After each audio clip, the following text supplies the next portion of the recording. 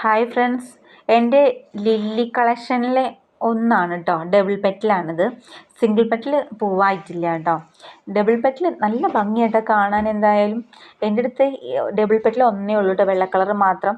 പക്ഷെ ഇതിൻ്റെ വയലറ്റ് ഉണ്ട് കേട്ടോ, അത് അടിപൊളിയാണ് കേട്ടോ. അത് ഉണ്ടായിരുന്നു ഒരു തൈ, അത് പോയി. പക്ഷെ ഇത് മൊട്ട് ഉണ്ടായി കിട്ടാൻ ഒരുപാട് ടൈം എടുക്കും കേട്ടോ.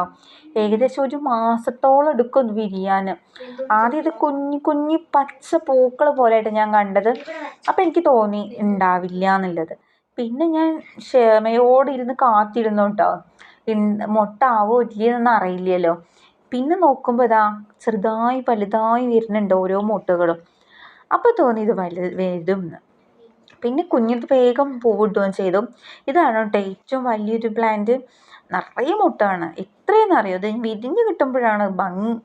എന്താ പറയുക, നല്ല അടിപൊളി ഒരു പ്ലാന്റ് ആണ് കേട്ടോ.